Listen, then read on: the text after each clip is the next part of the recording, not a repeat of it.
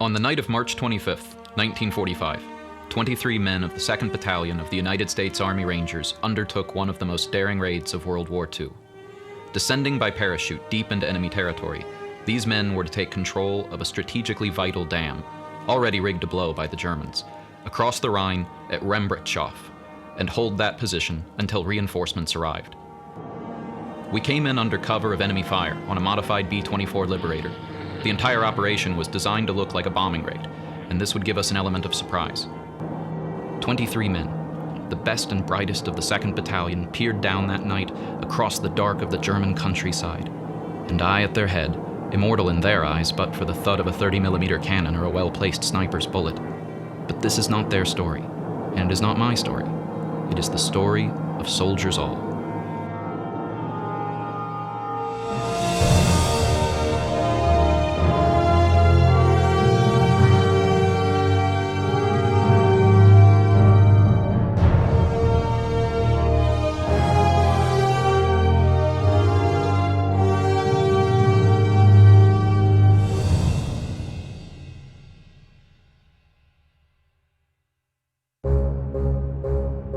They were the best the 2nd Battalion had to offer, trained under British commandos in Scotland and tested in numerous special operations. Not all of them loved me, and not all were sure of the mission. We were deep in the heart of the fatherland, 30 miles from oncoming support and jumping blind into a hornet's nest, yet not a single man questioned his orders.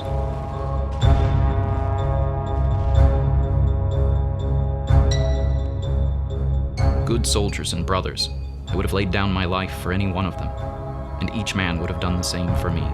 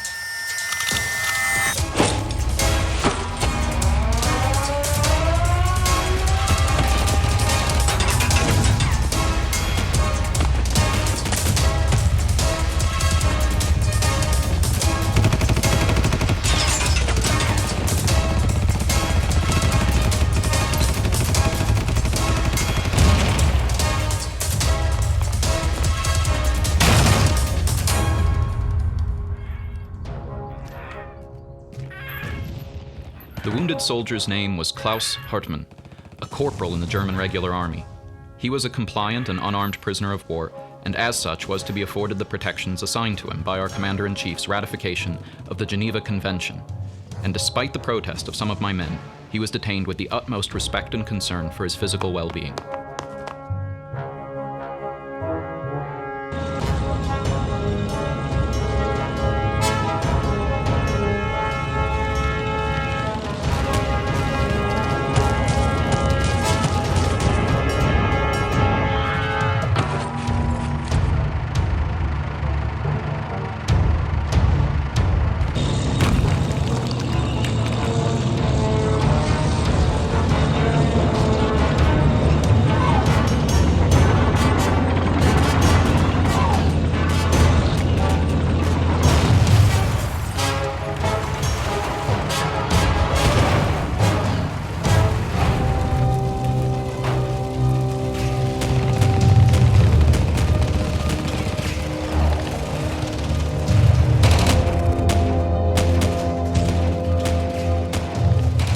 The local SS commandant arrived and was informed that we had one of his men in custody. Since I could neither guarantee Corporal Hartmann's safety nor allow his presence to compromise our mission, it was my intention to arrange for his safe return and medical treatment. But Corporal Hartmann was regular Army, and apparently of no concern to the SS.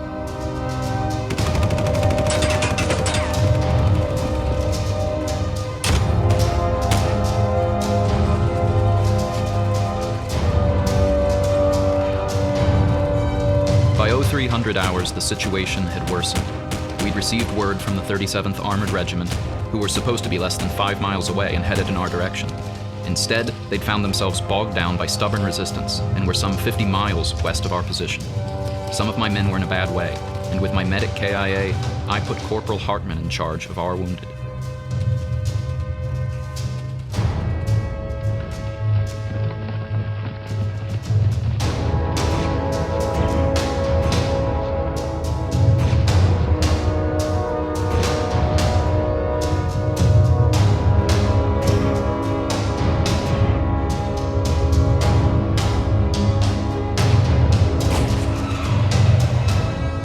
I have been to war many times, and many times I have been in the company of heroes.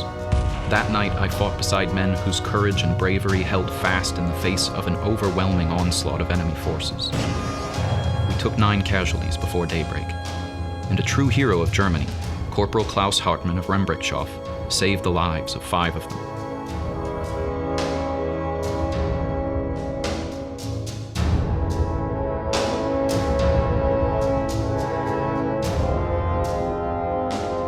At 0900, a German army colonel was spotted, engaged in a violent argument with the SS commandant. Not too surprising. By that point in the war, conflict between the elite SS and the regular army was more and more common. The colonel approached our CP, ensuring safe passage for Corporal Hartmann.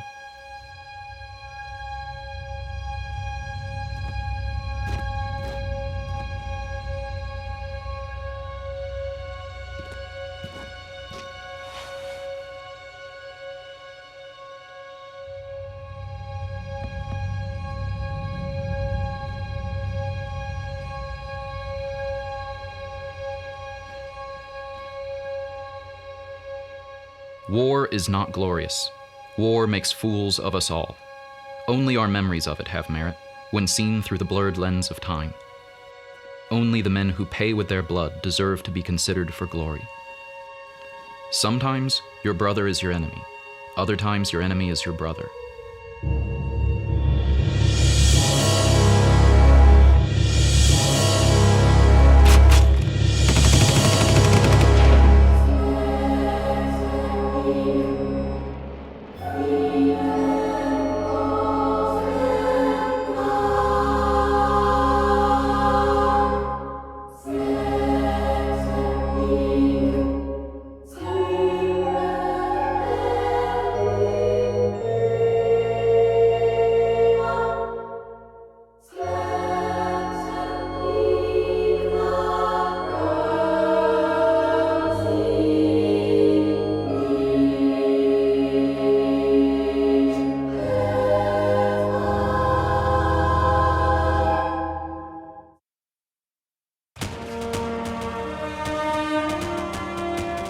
History tells us that on March 26, 1945, 23 men of the 2nd Battalion of the United States Army Rangers defended their position with a courage, calm, and fury unequaled in modern combat.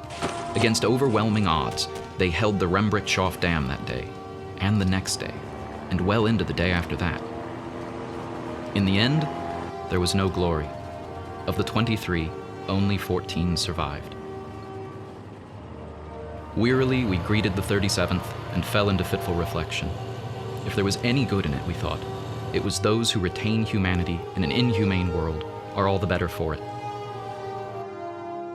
Good men were changed forever. Good soldiers were lost. And any good soldier, no matter your friend or enemy, is truly a brother in arms.